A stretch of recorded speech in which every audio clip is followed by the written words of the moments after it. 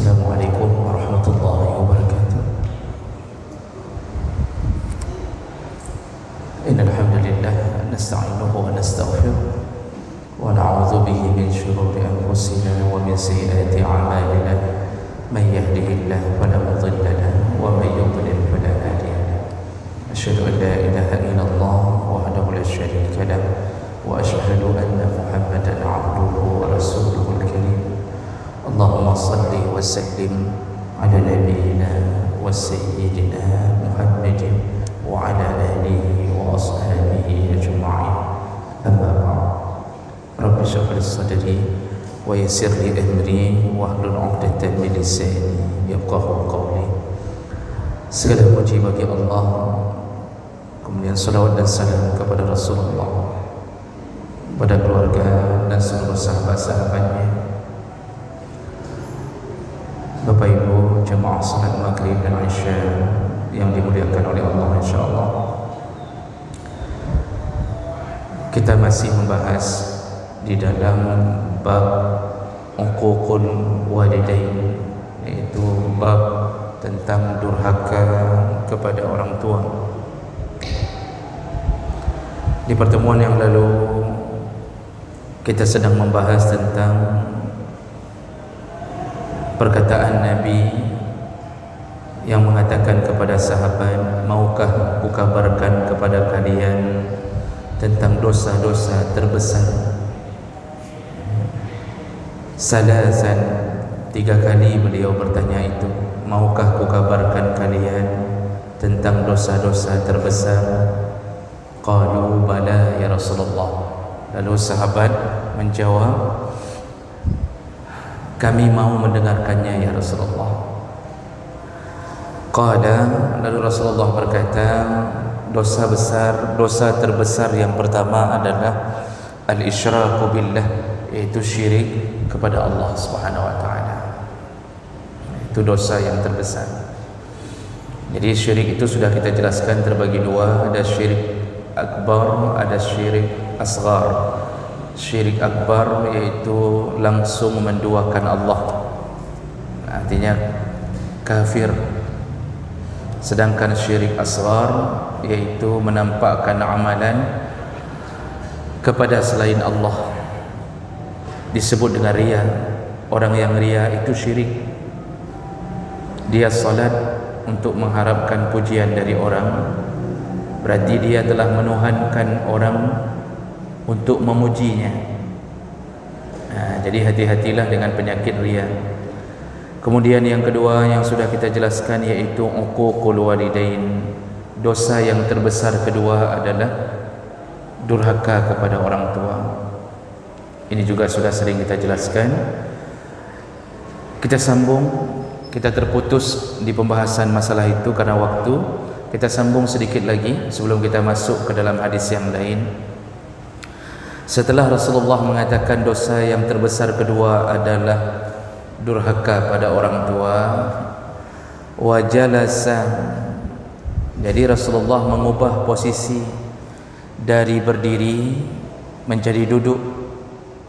Jadi tadi waktu dia jelaskan ke sahabat dalam keadaan berdiri, wa jalasa, lalu beliau duduk, wa kana muttaki'an, beliau bersandar ke satu dinding. Lalu beliau berkata dosa yang ketiga. Apa dia? Ala wa qauluz zur, dan dosa terbesar yang ketiga adalah berkata-kata dusta atau berbohong atau bersumpah palsu. Mazala yukarriruha, dan Rasulullah terus-terusan mengulang itu. Dia ulang tu terusan berbohong, termasuk dosa terbesar. Berbohong diulang-ulang oleh Rasulullah. Terus dia mengulang-ulangnya hatta qultu, sampai yang merawikan hadis atau sanad dalam hadis ini yaitu Abu Bakrah menyebutkan, laitahu sakata, aku mengira dia tidak akan diam lagi mengatakan bohong. Bapak Ibu yang dimuliakan Allah, di sini harus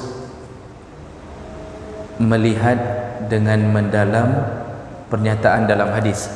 Jadi tadi waktu Rasulullah mengatakan syirik kepada Allah dan durhaka pada orang tua, posisi Rasulullah berdiri. Tapi ketika mau mengatakan bahawa dosa terbesar ketiga adalah bohong, Rasulullah mengubah posisi.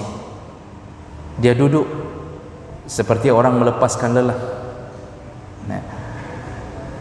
Kata para ahlul hadis, Rasulullah bukan melepaskan lelah karena sudah capek berdiri, tapi Rasulullah ingin mengatakan dengan lebih serius. Seperti kita bertemu kawan Pak sambil berdiri, waktu kita mau cerita lebih serius, kita mengatakan taduk ilai, tapi tak tempat ilai, baru mengat dah berkhabar. Kita duduk dulu, nanti baru enak kita cerita. Duduk dulu, kita cari tempat duduk dulu. Jadi ini gaya Rasulullah. Dia ingin mengatakan sesuatu yang lebih besar, lebih serius. Apa dosa itu? Ternyata beliau mengatakan dosanya yang terbesar, dosa terbesar yang ketiga adalah suka berbohong, berkata dusta. Kenapa begitu? Kenapa gaya Rasulullah tiba-tiba berubah? Kenapa dia memfokuskan pada berbohong? Karena kalau syirik, tidak banyak orang yang jatuh ke dalam kesyirikan kalau dia sudah kenal Allah Subhanahu wa taala. Kalau berdurhaka kepada orang tua, juga tidak banyak orang yang jatuh ke dalam durhaka di saat dia tahu siapa orang tuanya. Tapi kalau berbohong, hampir semua orang jatuh ke dalamnya. Kita alhamdulillah mudah-mudahan terjaga dari syirik. Kita walaupun enggak belajar, hormat ke orang tua muncul dengan sendiri. Tapi menyoba bud semangat, kalau sudah mulai masalah berbohong, baik orang yang salat berjamaah, yang tidak berjamaah, yang duduk di kedai kopi, yang duduk di bawah stasiun, baik yang di kantor presiden, wakilnya, menteri, dengku, ustaz, menyemangat, rata-rata natom gepubut adanya. Makanya Rasulullah mengulang-ulangnya terus, yukarriruha. Kata sahabat, aku melihat Rasulullah terus-terusan mengulangnya. Seandainya kami tidak mengatakan sudah cukup ya Rasulullah, seakan-akan Rasulullah tidak akan diam, mengulang-ulang berbohong, berbohong. Hati-hati dengan berbohong.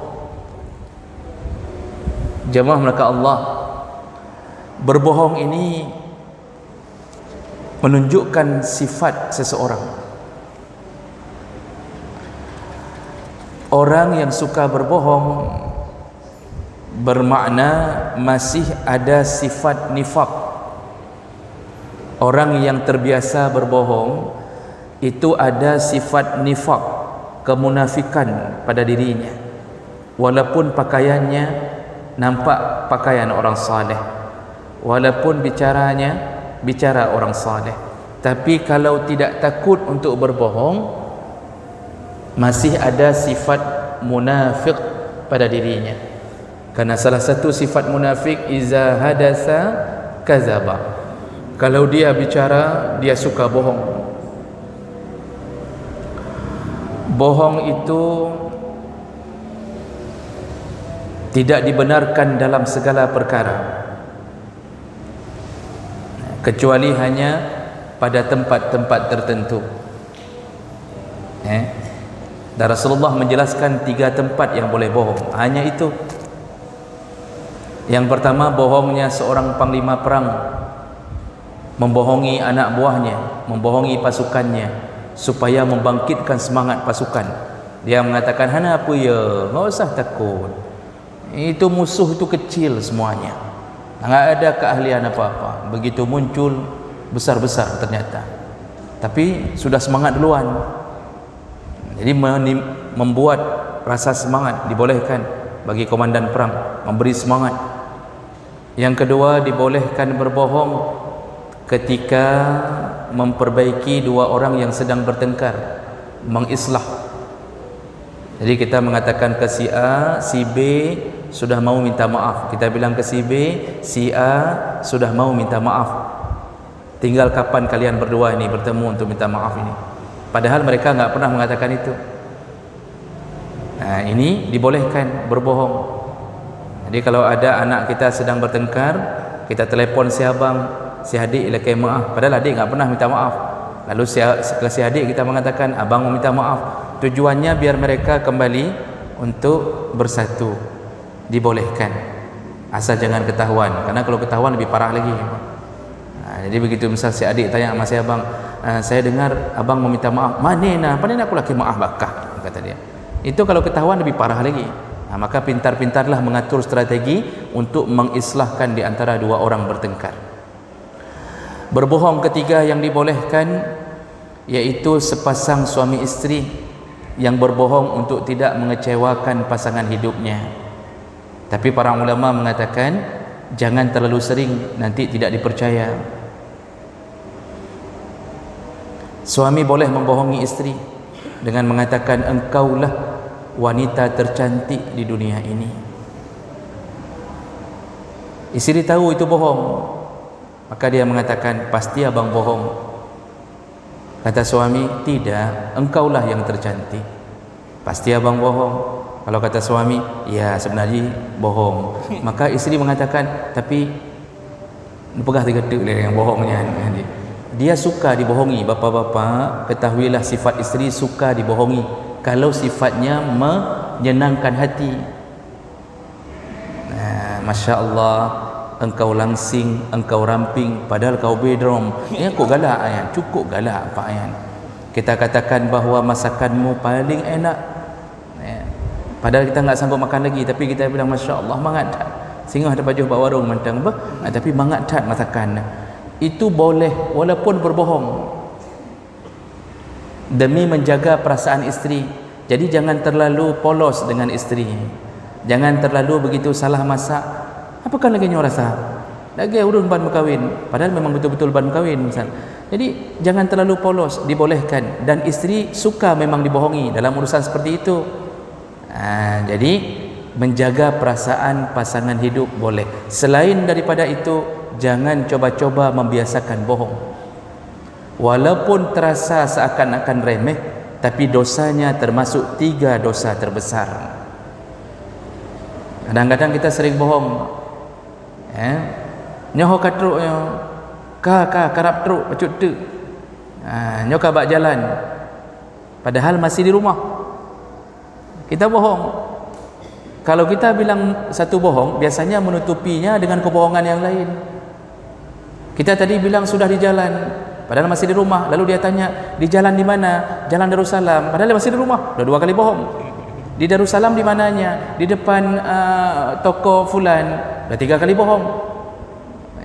Kajit boh menyamanan lu jemput. Kenapa lu jemput mentang kanan? Biar saya jemput. Oh enggak usah, kami sedang minum kopi dulu sebentar. 4 kali bohong. Jadi untuk menutupi kebohongan pertama, itu orang harus berbohong terus-terusan. Maka dilaranglah berbohong. Jadi katakan yang sebenarnya walaupun resikonya pahit. Kebohongan itu yang paling parah ketika kita berani bersaksi palsu. Makanya qaul az-zur itu termasuklah bermakna syahadatul zur, bersaksi palsu. Allah Subhanahu wa taala menyebutkan dalam surat An-Nisa, surah An-Nisa ayatnya lupa saya.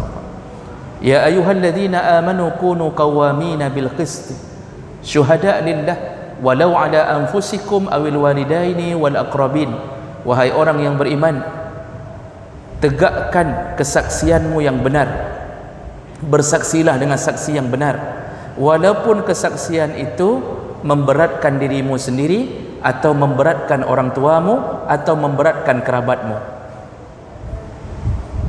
Jangan coba-coba melakukan saksi palsu kalau diminta untuk bersaksi, karena dosanya termasuk dosa terbesar.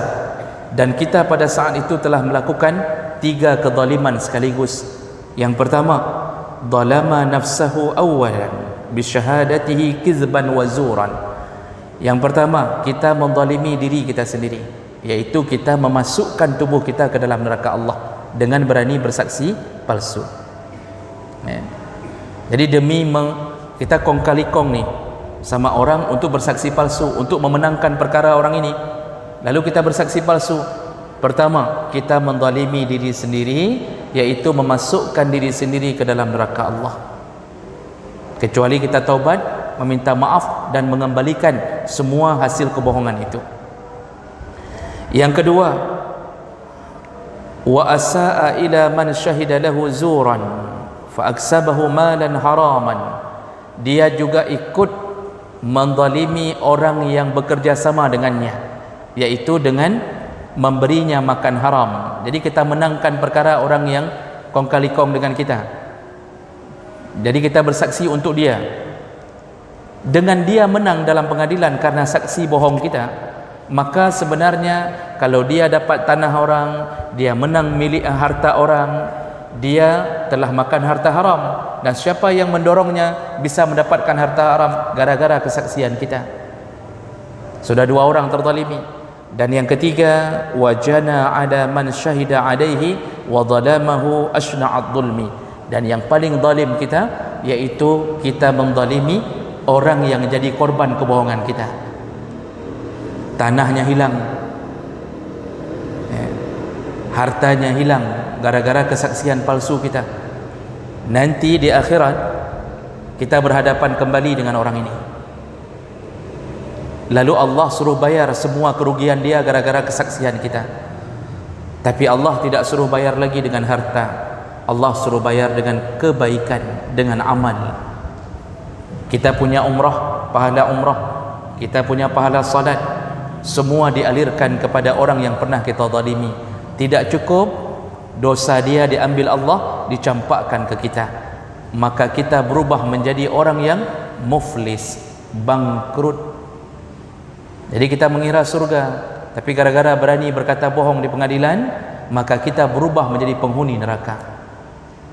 Maka hati-hati memakan harta orang lain dengan cara berbohong.